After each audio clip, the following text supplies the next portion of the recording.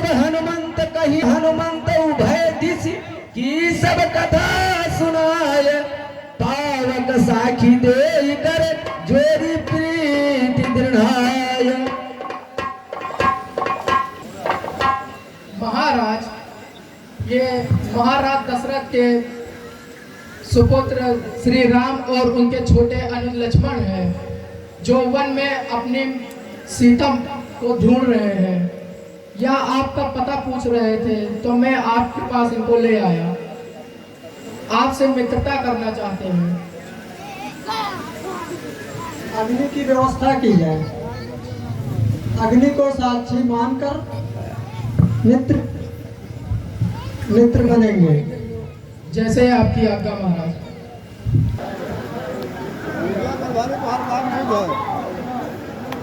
Hello, आप बाहर move कर रहा है। काम नहीं रखो।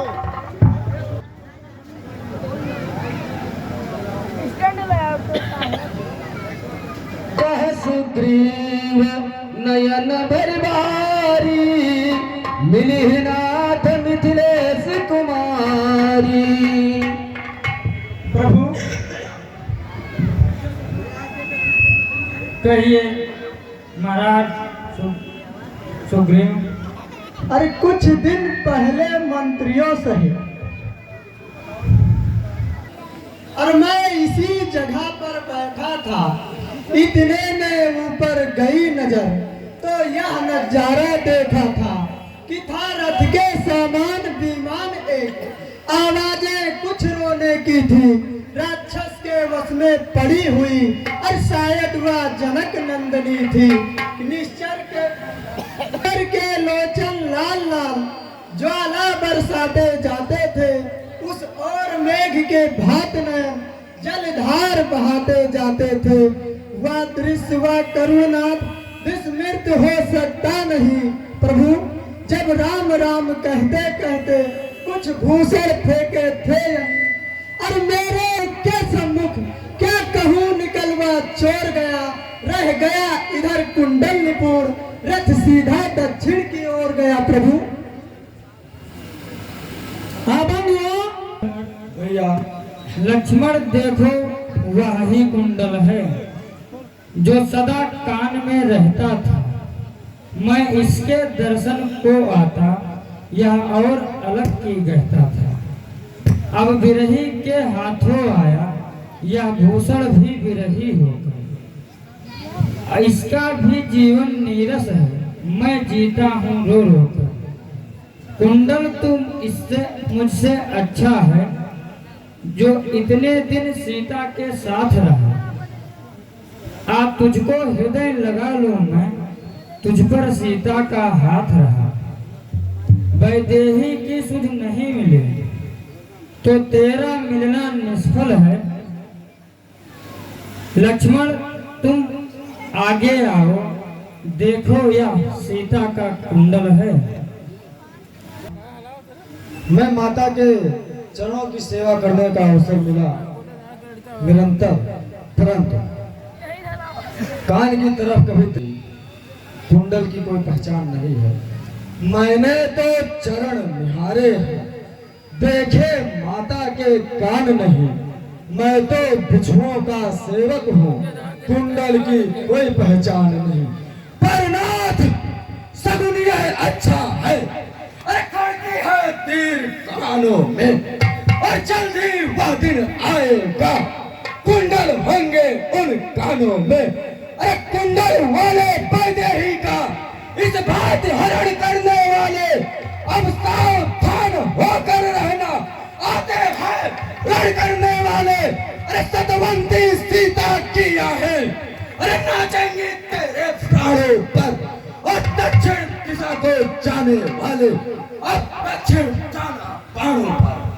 जिसने भी माता का हरण किया है, अब हमारे ये बाण उसके प्राणों के प्यासे हैं। उसकी रक्षा अभी इस धरातल पर तो कहीं संभव नहीं है।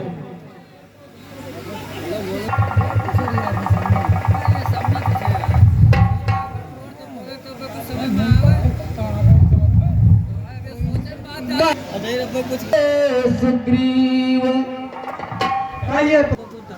जब से हम ऋषि मुख आए तुमको उदास ही पाते हैं, चिंता में डूबा देखते हैं हम भी चिंतित हो जाते हैं।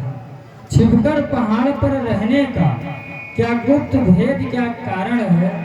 हम साथी सुख दुखों के हैं, कह चलो तुम्हारा क्या प्रण है? मित्र सुग्रीव, हम जब से ऋषि मुख में आए हैं तब से तुमको उदास ही देखते हैं, इसका क्या कारण है? अब तो हम मित्र भी बन चुके हैं, तो इसमें छुपाने वाली कोई बात नहीं है। अपना जो भी कारण हो वो हमसे आप निर्विघ्न होकर बताइए। प्रभु, अरे मैं जिसके भय से गाय बना वह नाहर सा दुख है मेरा भाई ही, पर भाई नहीं कसाई है।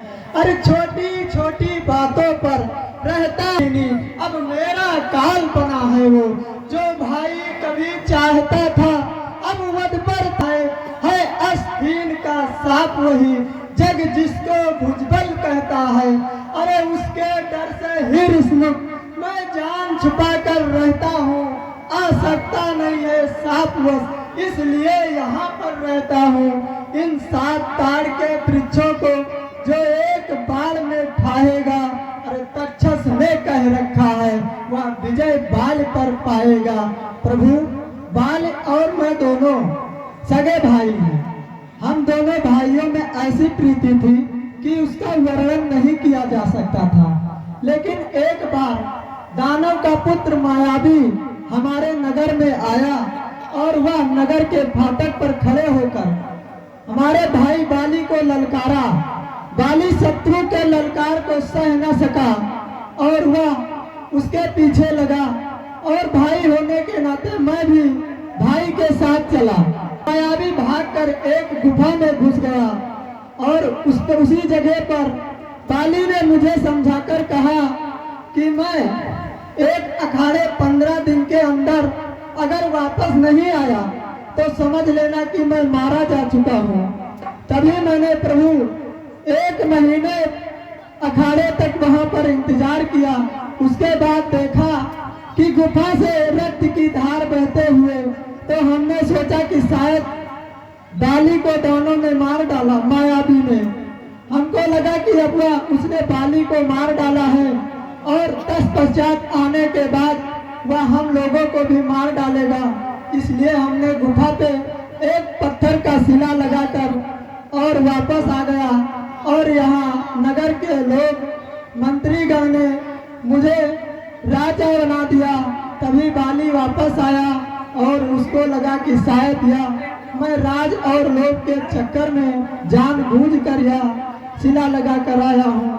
तभी से प्रभु हमको उसने राज्य से निकाल दिया और मेरी पत्नी तक भी छीन ली और राज से बाहर कर दिया। प्रभु, अब और नहीं सुन सकता मैं। अब भुज को दंड बोलती है, मालूम मुझे यह होता है। अब उसके सिर मृत्यु बोल पी चुके बहुत शोणित अपना, अब उसका रक्त पिलाएंगे। सुग्रीव तुम्हें हम संध्या तक सुन सुग्रीव मारी हो बाली कही बान, ब्रह्म रुद्र शरणागत गए नवमेर ही प्राण।